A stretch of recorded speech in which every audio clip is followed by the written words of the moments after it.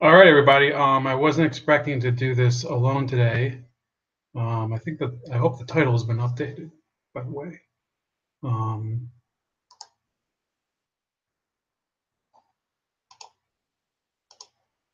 because I was supposed to have on my friend Josh, who he had to leave, do something else before we could get the stream going.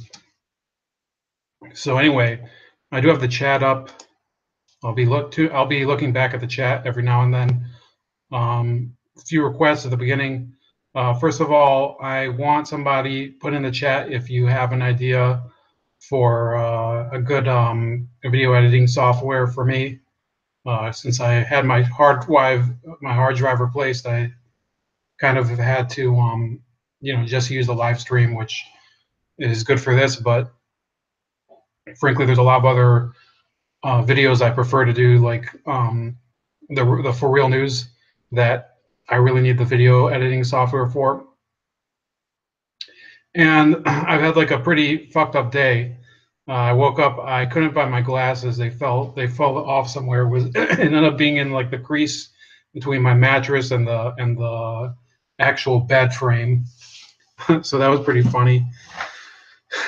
Then I had to wear my sunglasses to work. I have prescription sunglasses, and everybody was looking at me all funny the rest of the day.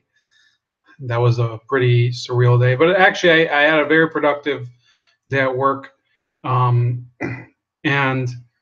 that's the difference between somebody who can process setbacks in life and a Democrat. Because yesterday there was this big wave of Republican defeats in the election, which I guess I'm a little displaced from that because I don't consider myself a Republican. But I don't notice any reports of rioting or anything of the like for them having lost in Virginia and New Jersey and a number of other places. But that's it. I don't think I'm really going to talk that much more about that election because it wasn't that important. There are a number of topics that I was going to do earlier, never found really the energy to do it, and I do want to talk about them. First of all, Rand Paul being assaulted on his lawn, and I don't have any links here because I wasn't going to devote a ton of time for it, but you can notice that people are not acting as if it's some sort of outrage. Remember that when Gabby Giffords was shot, and I would concede that it wasn't as bad of an incident what happened with Rand Paul, because a number of other people were killed in the Giffords shooting. But there was a sensational wave of reproach that came up over it, including people that were accusing, I think it was Sarah Palin, of inciting the attack because she had a sort of graphic with some bullseyes on certain congressional districts in the run-up to the 2010 elections. So the Democrats, they're very good at talking about incitement when there is no incitement. But when it's their turn to address the fact that here's a guy, he's a well-known U.S. senator. He gets assaulted by his neighbor, a doctor, and a Democrat in his front yard, and you have all these weird articles. Where's the one from? Let's see, Rand Paul. It was from either Huffington Post. No, it was from GQ, the same magazine. This is a magazine that they employ this moron, Keith Olbermann, who's pretty much close to living in one of those rubber rooms or just a padded cell. And they ran this article. It says Rand Paul sounds like the worst guy to have as a neighbor. And you can see, I'm going to show the screen. This is the only thing I like about YouTube live stream in terms of video quality. I can share certain screens. So This is by this Jack Moore character. You can see at the left. Looks like a real hipster here.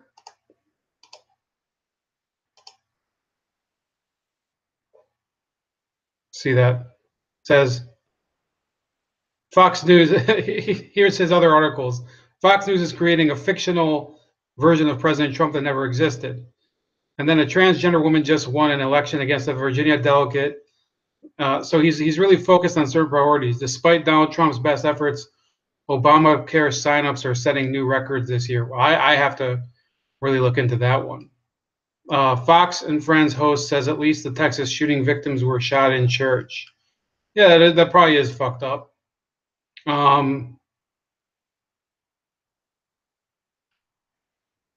The same usual crap. And this is GQ magazine. Does anybody remember? Does anybody remember in the chat? Here's Dade Murphy. Dade, what did Anthony's broadcast end already? Because I thought I might have just started before he finished. Does anybody remember when GQ was about, men's fashion and things like that? They've suddenly become, just like all these other magazines, just a garbage newspaper and video outlet where they put out the same crap that they do everywhere else. And then this guy, he goes on to talk about how it says, according to interviews conducted by the New York Times, it seems as though the root of the dispute between the two men is landscaping. Yep, of all the possible causes for these two to dislike each other, it's the oldest neighborly issue in the book. I don't like the way you take care of your lawn.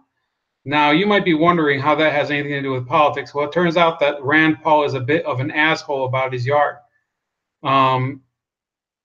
It says Mr. Paul, 54, has long stood out in the well-to-do gated neighborhood south of Bowling Green, Kentucky, that he calls home. The senator grows pumpkins on his property, composts, and has shown little interest for neighborhood regulations. But the spectacle of the incident, one former doctor attacking another in broad daylight, was altogether different. Competing explanations of the origins of the drama cited stray yard clippings, newly planted saplings, and unraked leaves. Asked about long-leveled allegations that Mr. Paul had disregarded neighborhood regulations, Mr. Skaggs, who is also a former leader of the county Republican Party, said that the senator certainly believes in stronger property rights than exist in America. So he says, here he does his editorial line. So let's read between the lines a bit here. Rand Paul is an asshole neighbor. He bought a house in a neighborhood that has certain rules with regard to lawns. And he decided that he doesn't need to follow those rules because of his belief in property rights that don't actually exist. This is, at the core, the problem with libertarianism. Libertarians don't want to follow the rules that we as a society have agreed upon because they feel those rules step on their freedoms. And sometimes they might even be right. But that doesn't mean that they are above those rules and can do whatever they want. So let's put that into perspective, guys. He thinks that it's it's understandable for somebody to tackle their neighbor who's a sitting U.S. senator because of a dispute over lawn clippings or whatever it is, or him not following the homeowner association rules. He says, now I don't want to excuse the other side of this. One of the problems with Democrats is we've never met government oversight that we didn't like. And there's a good metaphor for democratic politics and the obnoxious homeowners association rules that drive everyone crazy. So it sure seems like this Rene Boucher was also an asshole who cared way too much about what his neighbor's yard looked like. I guess my point is all this is their dispute may not have been about politics, but it was definitely all about politics. This is incoherent crap. But let me put it this way. These liberals will spout off for hours and hours about how a football player is able to take a political stance on the field during the national anthem, despite team or league rules in the workplace. They'll talk about that. They'll talk about how that is a freedom of speech issue, even though you're on the job. You're not on your private property. You're wearing somebody's uniform representing basically a corporation. Okay, and you think that you can just say whatever the hell you want and do whatever you want, and that makes you courageous. That's their idea of free speech. But property rights, they don't think are really, they don't hold at all. Even though they want to. Here's the line that I really thought was stupid. Um,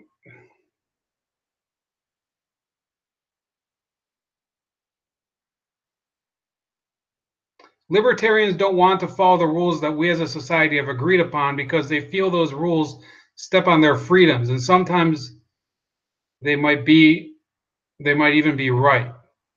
And he also says, and he decided that he doesn't need to follow those rules because of his belief in property rights that don't actually exist.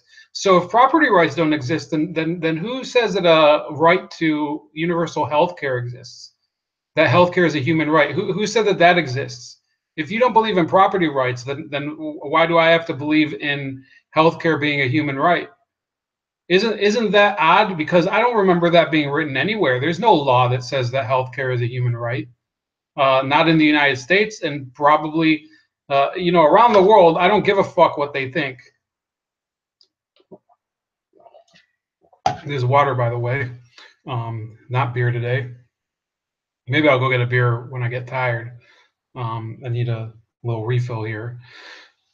Anyway, you guys have to take into account that Rand Paul, a person who has been against using military force in Yemen and in Afghanistan and around the world, probably the biggest advocate for limited government, for cutting the defense budget, for extending freedoms, for legalization of drugs. This is the person that the Democrats are viewing as the asshole neighbor. That he's somebody who's this careless. They will never. This is something I've been trying to make as a point.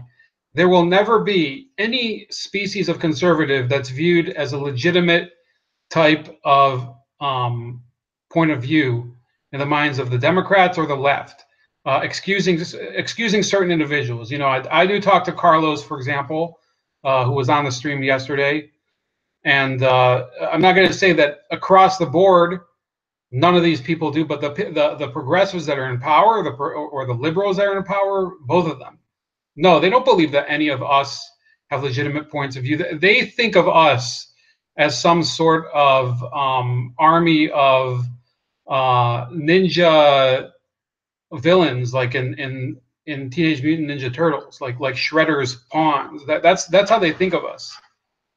Those of us that have any type of conservative point of view. Whether I had that friend, the one that I keep describing from the guilty until proven innocent videos that I started this week. I have a friend. He still thinks that because I disagree with the Democrats, it means I give Republicans a pass. If you've been watching this stream, or any of my streams in general, you know that there's oftentimes points where I take harsher stances on the Republicans than I do the Democrats, because I don't expect anything good from the Democrats. I've never seen anything of benefit from the Democrats, at least not in the past 30 years.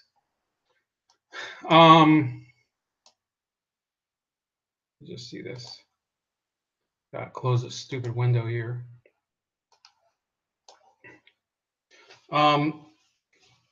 So we talked about that issue with Rand Paul,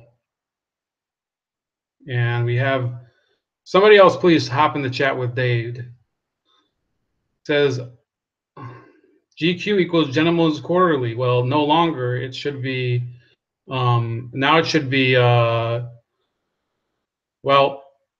Girly Man Quarterly is what it is now, with that Keith Olbermann. He says, yeah, they like starting shit, but when it comes to actually doing it, they either wuss out or do it and cry like little bitches. And he says healthcare isn't a right. And now he's going to bed. So sorry, Dave. Have a good night. Yeah, everybody, please feel free to chime in the chat.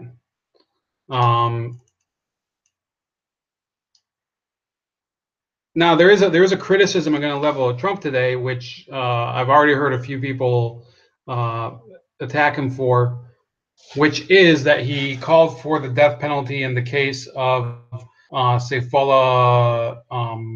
I've already forgotten his name.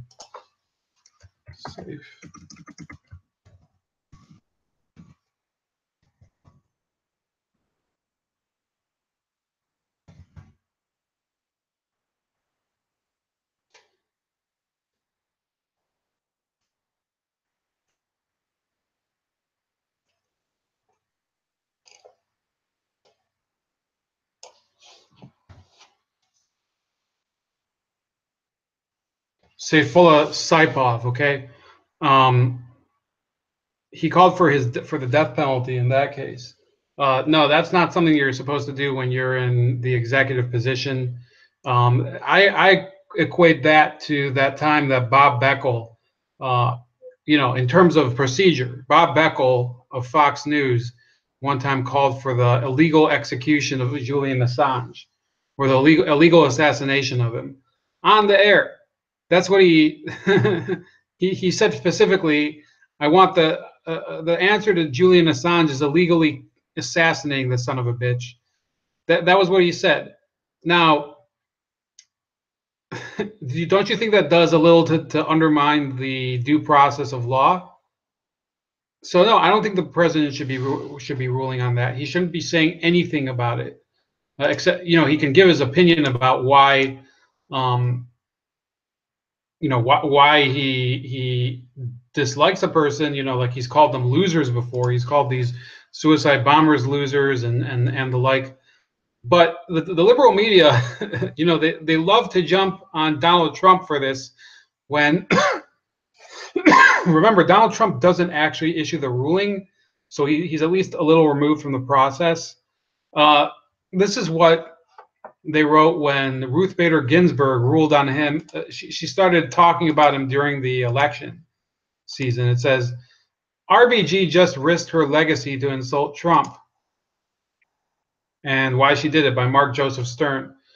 Justice Ruth Bader Ginsburg has decided to take a stand against a major party's presidential candidate in a way that she, and arguably no prior justice, has ever done before. Over the course of several interviews, the justice has spent the last few days hammering Donald Trump for his reckless campaign and outrageous policies, suggesting that a President Trump would pose a serious danger to the republic.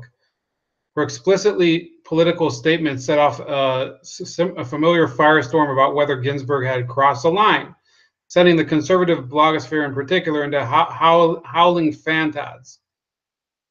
Critics on the left and right have criticized Ginsburg's comments as explosive, unprecedented, and unethical. And then he goes, they are, that's the point. To recap the controversy, Ginsburg's campaign began with a light jab at Trump in the Thursday interview, in which the justice admitted that she didn't want to think about the possibility of a Trump presidency. Then on Friday, Ginsburg told the New York Times' Adam Liptak, I can't imagine what this place would be. I can't imagine what the country would be with Donald Trump as our president. Well, I bet she's imagining right now. Days after her Times interview, Ginsburg told CNN's Joan Biskupic that Trump is a faker with no consistency, and she criticized his refusal to release his tax returns. He really has an ego, she said, correctly and understandably, and understatedly. There is really very little to debate about the ethics of Ginsburg's comments. They were plainly a violation of the kind of partisan partiality that just judicial ethics codes strive to prevent. But Ginsburg, who is a quietly canny judicial and political strategist, surely knows that her comments were an ethical error.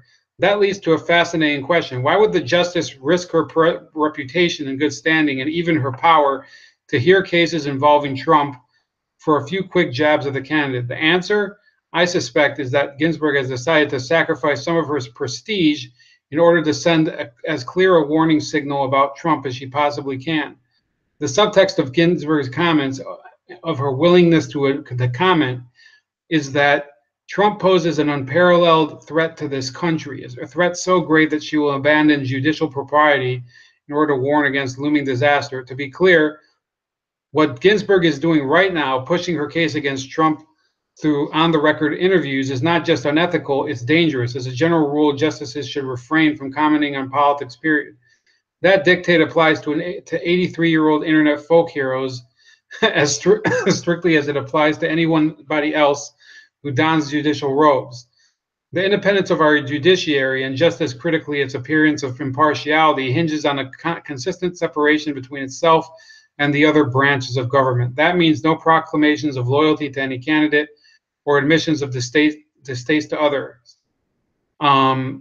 You need to be a judicial ethicist to see the wisdom of this principle. Trump is a litigious man. Should he take a campaign-related lawsuit to the court, Ginsburg will now surely be pressed to recuse herself. And of course, more significantly, these calls for recusal would accompany every case involving a possible Trump administration. Through the Department of Justice, and the executive branch is tasked with defending federal laws and presidential actions in court. Moreover, Ginsburg's comments all but begged Trump to respond, which he did on Tuesday with a surprisingly coherent rebuke.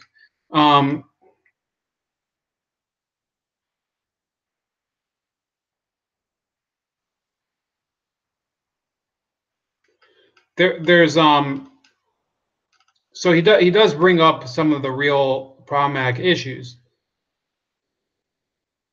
But he concludes this way. He says, and so, sensing the menace that Trump undoubtedly poses to her country, Ginsburg abandoned judicial propriety to wrestle in the mud with a candidate she detests. It is not pretty, it is not pleasant, and may not even be smart, but it may be the one thing the justice can do to prevent a President Trump. And to her mind, that alone may make it worthwhile.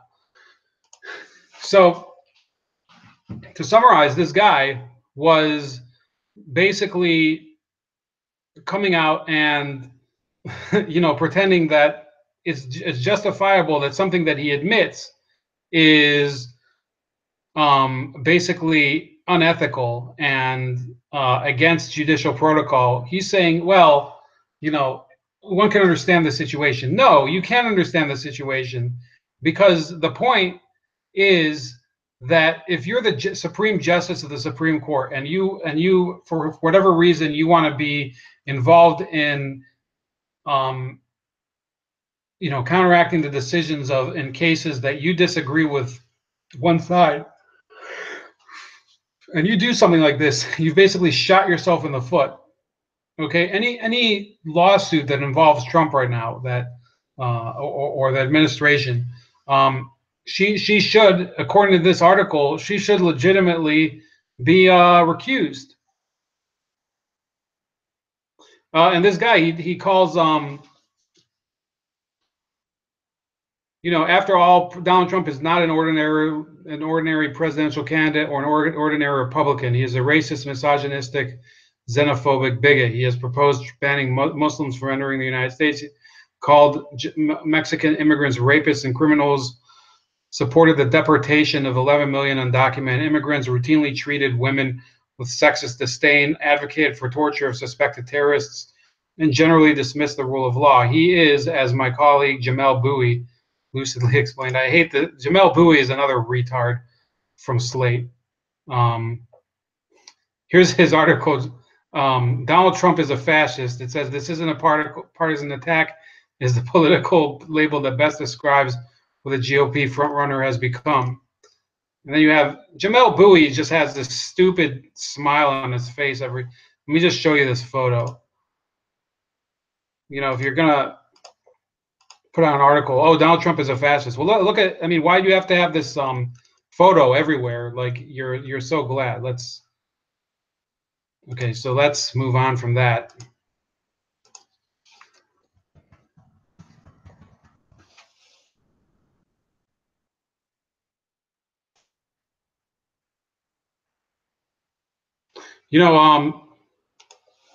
I've come to a conclusion, and I'm going to talk now about Texas, okay?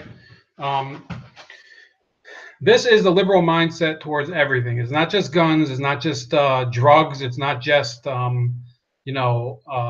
gender equality or whatever you want.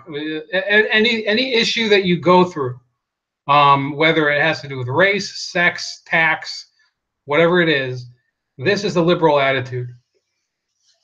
Okay, we know better than you do how to look after your interests, and therefore you should surrender more of your rights to an authority that's higher than you, that's not accountable to you, and therefore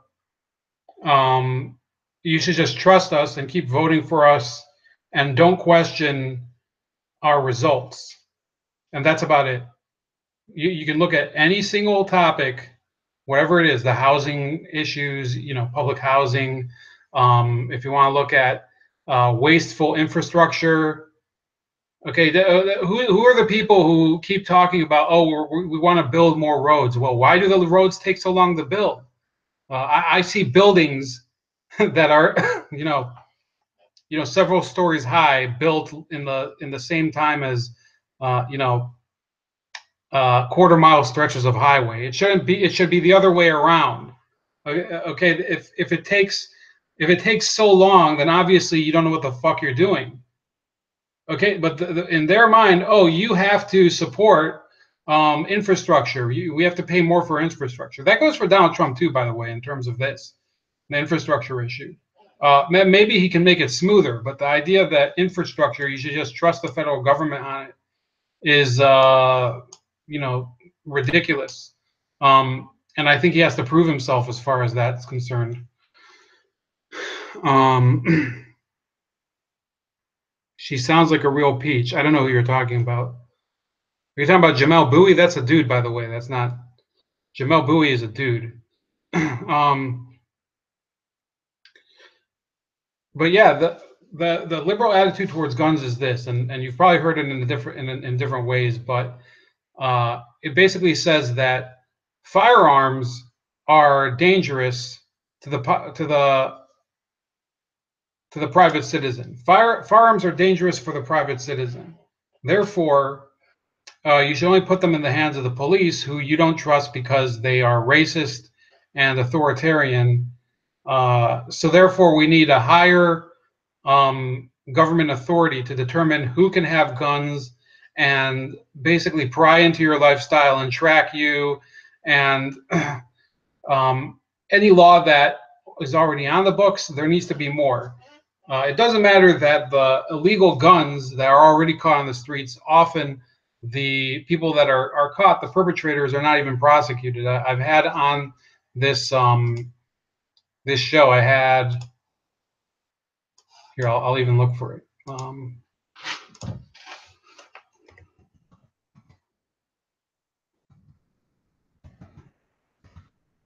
Had on Shakur a couple months ago.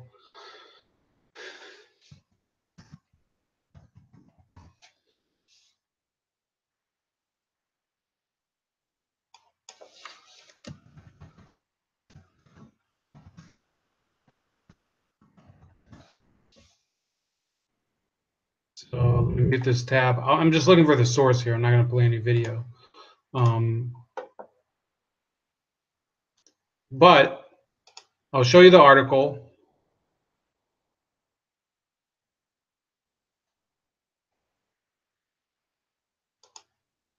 Here, it's Chicago Reporter from December 19th, 2013. Thousands of felony gun cases are being dismissed in Cook County criminal courts. That's gun control there. You have all these fucking laws against gun ownership, and when they actually catch people with illegal guns, they don't even prosecute them. It says that the Chicago Police Department, the Cook County State's Attorney's Office, and Mayor Rahm Emanuel could agree on Chicago's public enemy number one, odds are they'd all point to guns. They have been under enormous political pressure to get a handle on the gun violence that has claimed more than 4,000 lives in Chicago during the past decade. But how effective has the criminal justice system been when it comes to putting alleged gunmen behind bars? It hasn't had the type of success that the public might expect. From January 2006 through August 2013, thousands of cases involving a weapons violation were thrown out in Cook County's criminal courts, the Chicago Reporter found. More than 13,000 cases that included a gun violation have been dismissed during that period, shows the reporter's analysis of records maintained by the clerk of the circuit Court of Cook County. In fact, more felony cases involving a gun from illegal possession to unlawful sale to a felon have been thrown out than cases with any other type of charge. So you could understand if it was an issue of, you know, lack of evidence or whatever, but there's a pattern here where people are being caught committing gun crimes and it just simply isn't prosecuted. So who the fuck is to blame for that? Who the fuck is to blame for that? Liberals, you own that fucking city, Chicago. You turn it into a cesspool of crap.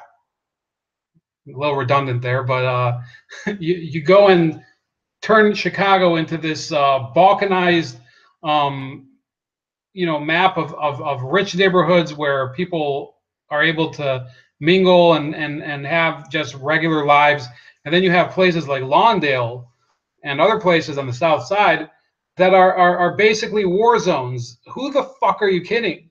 Your gun laws don't matter. I was talking about this with somebody today. This guy I work with answered, you know, we were talking, had an honest question. He's like, well, don't you think that there should be more gun laws? But he'd already brought up the fact, and this is somebody who's not anti-gun, but he's like talking about, you know, this is definitely not a Trump fan, but he's not a liberal, not really political active. He goes and says, look, I mean, there's got to be some answer to preventing these types of people from getting those guns. Well, first of all, as he'd already acknowledged, the Air Force didn't report this guy's past offenses in the Air Force to the FBI or any other of these firearms databases. So I think that that's very odd, and I think that should be fully investigated why that didn't happen. Okay, that has to be addressed first before you start talking about enforcing more measures and or enacting more measures using the legislative system to enact more measures. Why is it that you can't audit the system as it is? Why is it? I mean, if the same thing happens, where for whatever reason somebody smuggles onto a plane a knife, just like in September 11th, wouldn't they be auditing the TSA? That's the first issue before you go and change the rules, change the laws. When your system can't function the way it's already designed to function, don't blame it on there being more laws. If you can't enforce the laws that you already have, you don't need any more laws. And that's about it on that issue. And I think plenty of people have already said it. But what I'm trying to tell you is this. The liberal mindset is that you are too dumb to manage your own affairs. So you need somebody in a distant capital elsewhere, like in the Hunger Games, to manage your life for you. And it's the same thing with guns. Okay, they don't even with police officers, they decide that. That's why they've put all these police departments under civil rights monitoring status or whatever. That's not going to change anything when you monitor that. Who are these monitors? You know, they send these people from Washington, D.C. that can barely wash their own dick because they're so fat off of the, you know, all of the slush funds in D.C. And they expect them to change police departments. It doesn't work that way. I'm sorry. Police departments need people that are actually qualified. That's why you've only seen gun violence increase. You've only seen, you know, inner city crime increase. Baltimore. Here's another article. I wasn't planning on you know, sometimes I'll remember things I've seen that I didn't link to in the description.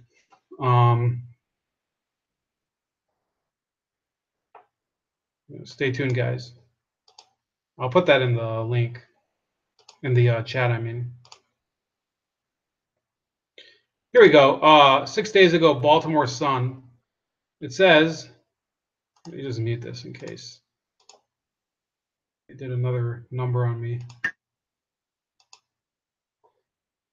Baltimore hits 300 homicides so far this year.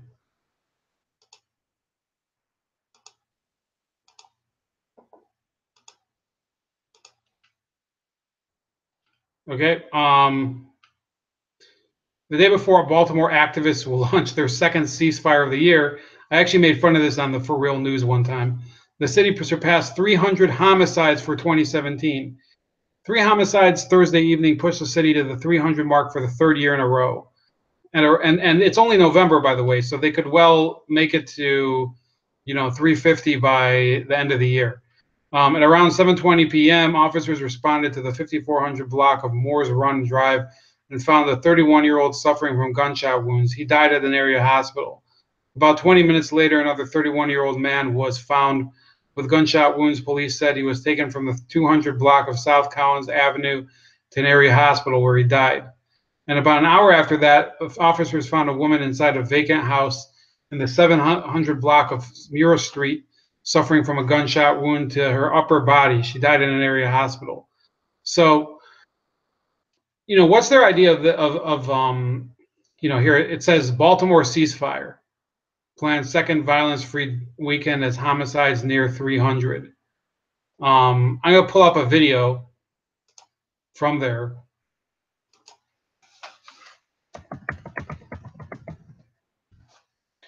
I'm not going to be able to show to have the audio, but just hilarious watching these morons.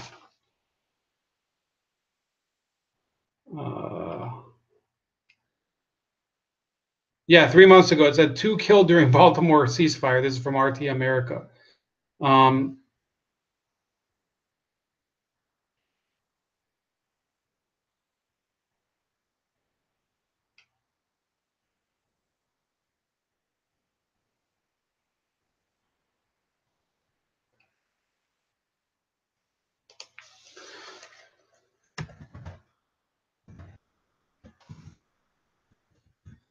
And see if there's been any homicides. See the latest Baltimore ceasefire. I just punched it in. So the latest. Hold on, guys. It's so wrong. It's so wrong, but I can't not laugh, because as much of an asshole as I am, it takes people like me to really point out that these solutions don't work. A ceasefire. It says 1 killed during 72-hour ceasefire in Baltimore. So they go and they say, oh, for 72 hours, understand their logic. We're gonna call a 3-day ceasefire where nobody shoots each other, and that's going to be the solution. So an off-duty DC police sergeant died and a woman was injured in a shooting in West Baltimore on Saturday. Baltimore police officers said officers were called around 12:45 a.m. to the 2800 block of Elgin Avenue for a reported shooting. When officers arrived, they discovered Tony Mason Jr., 40, suffering from a gunshot wound to his body, and a 43-year-old woman with a gunshot wound to her leg. Both victims were transported to an area hospital where Mason died from his injuries. Sergeant Tony Mason Jr. was the only homicide that happened during the ceasefire. So far this year, there have been 301 homicides in Baltimore. So they're already planning the next one in February. Do you realize how dumb and childish this is? You don't get anywhere by holding these ceasefires. Let me see this chat here. Augusto Pinochet says unions and kickbacks are huge roadblocks, pun intended. Well, you read my mind exactly. The Davis-Bacon Act, which I'm going to put in the chat.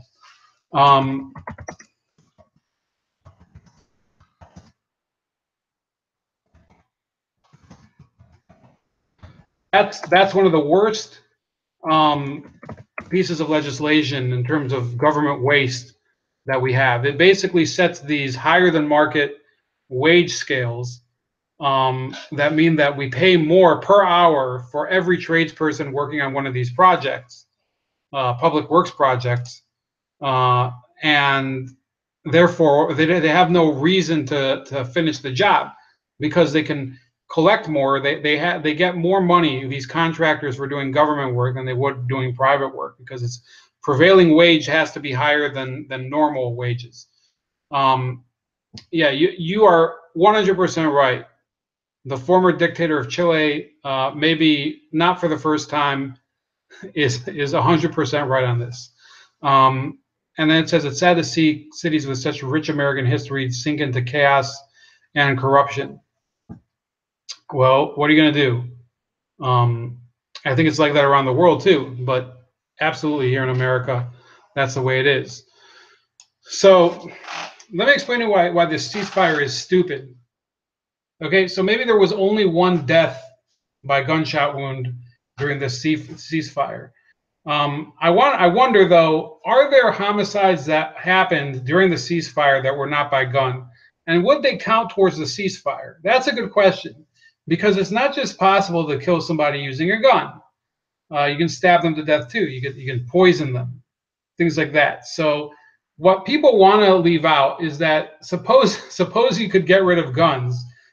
People did not start getting killed when firearms were invented. It's not like, you know, people waited around for thousands of years and then suddenly gunpowder was invented in China and they were like, oh fuck yeah, we gotta get rid of Ted over there, fucking mooch. That's not how it started. People used to kill each other all sorts of ways uh, since the beginning of time, or at least since Cain and Abel. If you're one of those people that are religious, people have always had the desire to kill other people, and therefore, you know, gun control is such an idiotic concept. You can manufacture guns nowadays with such ease, and with you know, just so there's just so many modern ways that make it much easier than it was in the past. Yeah, gun control maybe in the 40s or the 30s would have been a possible government policy, and it would have still required you know, almost draconian levels of enforcement. You know, going from house to house and rousting people out of their weapons or whatever. You know, I'm just talking about illegal weapons, okay? Forget about these people that say people shouldn't own guns to begin with. But how is it that they keep catching people for illegal weapons possession and they don't do anything? They catch these people. This is the whole contradiction. Democrats don't want people to legally own guns, yet if you should illegally own a gun, when you get arrested, they want you to be let out into society so that you continue to commit crimes that drive people to try to buy guns in order to protect themselves. That's liberal logic. That's liberal logic. Okay, how long did that take? If somebody wants to cut that clip and set it apart, I don't think there's any other way that I could say it. They want the whole cycle to keep beginning over and over again, where, you know, there's a tragedy. People, you ever see on the screen when somebody's murdered in the inner city, and you see just the family crying and besides themselves, and oh my God, he was such a good boy and whatever. They don't care if that happens again and again and again and again, because that means that they're a necessary evil. The Democrats want them. They want to be that necessary evil. The people that come in and console people that are getting murdered. They need those people to get murdered. They don't care about the consequences. I'm not going to say that they want those people to get murdered, but they need them to be murdered, because otherwise, the people that are in question, you know, the victim families, sometimes the perpetrator families, the families of people who have had their son convicted of a murder, or daughter convicted of a murder. Let's be fair. They're often put on the news, and they're like, "Oh, he was such a good boy. He deserves another chance." I can't. It's the biggest bullshit. I'm almost of a mind to say that when somebody gets murdered, you shouldn't even. If this is the attitude you take, don't even broadcast it. Don't even broadcast it. You know, just say this person died at 6:30. You don't even have to say anything about the circumstances, because you don't have any intention of making it better.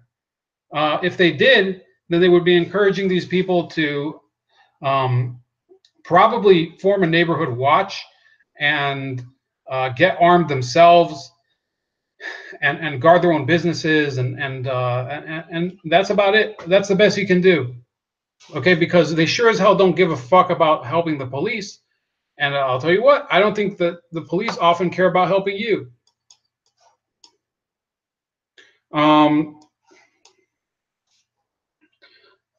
Other topics for today.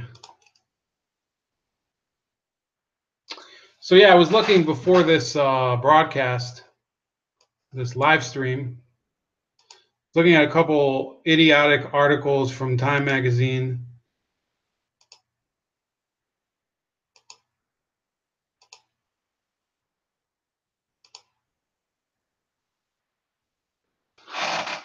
It's Alan Lichtman, case for impeachment. Sorry. Alan Lichtman, after this week, Trump is a lot closer to being impeached. And he says the real story behind special counsel Robert Mueller's indictment of Paul Manafort and Rick Gates and George Papadopoulos' guilty plea on lying to the FBI is the impeachment of Donald Trump. It matters little for the future of the nation if these private citizens are sent to prison. It matters profoundly whether the most powerful man in the world who controls America's nuclear codes is unfit to continue to serve as president. And then he goes on to say that he predicted Donald Trump would win, and he predicted he would be impeached. And he says impeachment skeptics miss the forest for the trees. Already, Mueller's filing in federal court of just partial information from his plea deal with Papadopoulos contains stunning new revelations. At minimum, top campaign officials with access to Trump showed an openness to collusion with the Russians. Anybody see a crime there? No. The filing confirms that the Russians hacked Democratic emails to disseminate, quote unquote, dirt about Hillary Clinton and help Trump. Okay, that's not connected to Trump. Okay, nobody can connect that to Trump yet. Papadopoulos' Russian contacts informed him of this hacking more than a month before any public disclosure of such hacking, and 6 months before a report by the U.S. intelligence community confirmed Russia the hackers. You know, he writes this kind of like a 4-year-old. The filing also provides not just circumstantial, but also direct evidence that Trump knew of efforts within his campaign to collude with the Russians. These revelations may not by themselves establish the case for impeachment, but Mueller's investigation is still in its early stages. The game has just begun, said Paul Rosenzweig, senior counsel in the Ken Starr investigation of President Clinton. This is just the bottom of the second inning in a long game. Then it says soon after Papadopoulos joined the Trump campaign in early March 2016, Russians with ties to the Kremlin began cultivating him as a conduit into the campaign. Papadopoulos then emailed co-chair Slam Klavis about using these Russian connections to arrange a meeting between us and the Russian leadership to discuss U.S.-Russia ties under President Trump.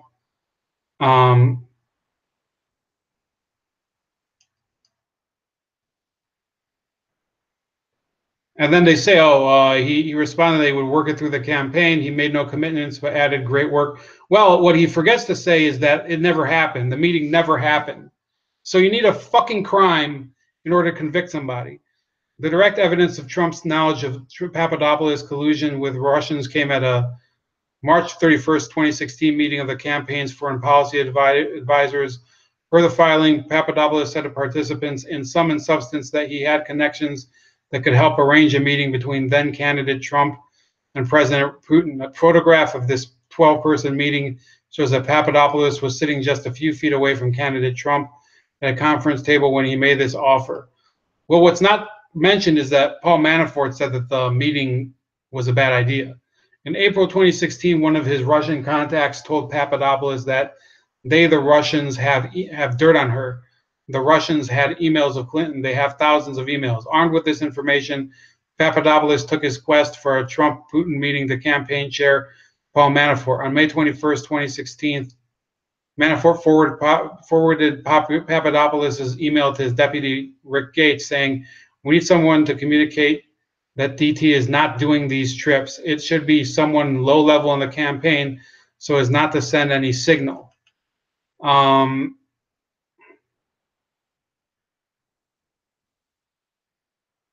Yeah, that does not prove any collusion. In August 2016, 2016 in response to Papadopoulos' suggestion that he should make the trip to Russia himself on behalf of the campaign.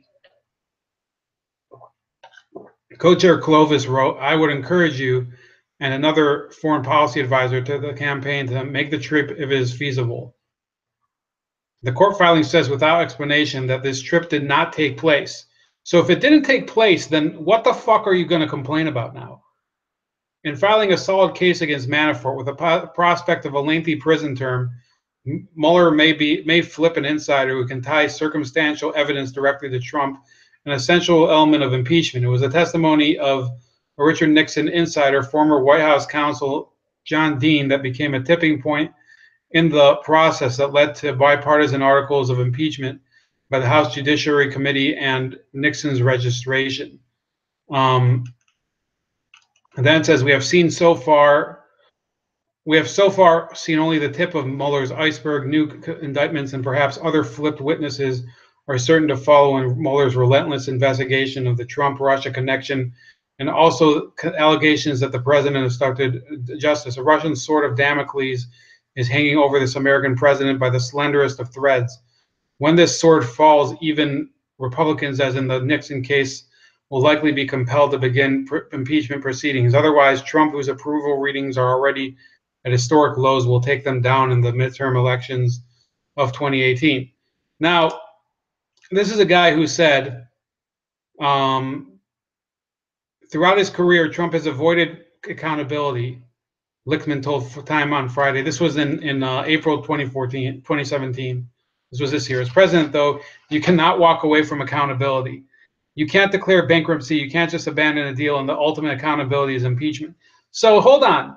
You can't avoid accountability. What happened with Bush and the weapons of mass destruction? Did he get accountability? No. What happened with Barack Obama and all of the contempt of Congress with his attorney general and Benghazi, and the fact that he passed Obamacare and it's completely collapsed and fallen apart, and Obama never suffered due to the Clinton scandals. And that's his Secretary of State. You can't. A lot of people say Obama was a scandal-free president. Well, that's because they kind of, for whatever reason, they don't believe that Clinton's scandals have any ties to him. She was his Secretary of State. Don't you think that if Rex Tillerson had some sort of massive scandal against him, that would reflect on Trump? Yet somehow Clinton's scandals don't reflect on Obama. You don't think that's a little odd? What about President Clinton? You don't think that he escaped accountability for all of the various crimes that he was accused of, from Whitewater to the pardon scandal? You don't think he escaped accountability? Well, I guess the pardon scandal was at the end of his presidency, so there was no point in impeaching him. This is more of the same crap. Okay, there's no point in talking about impeachment. Even Nancy Pelosi has taken impeachment off of. It's not even on the afterburner. It's not even on the back burner now. It's off the table. It's not going to happen. Okay, so you can quit dreaming.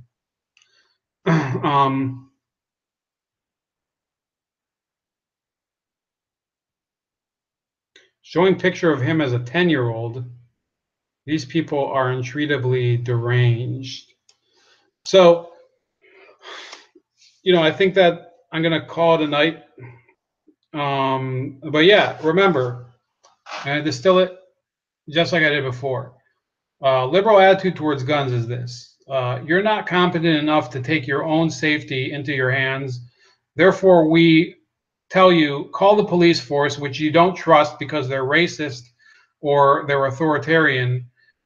So then we're just going to ban all guns, and the people who get caught with illegal guns, we're going to release onto the streets so that they can continue harming people, and therefore you're going to want to buy more illegal guns, and that's about it. That's their position on guns and gun control. They don't know what the fuck they're talking about. A lot of them have never held a gun, and they don't want to because they don't want to conceive of a world where it's possible for them to take charge of their own life and not have to complain and bitch to everybody else who's just trying to make the best of what they have. So that's it. American Gladio Wednesday night. That was it.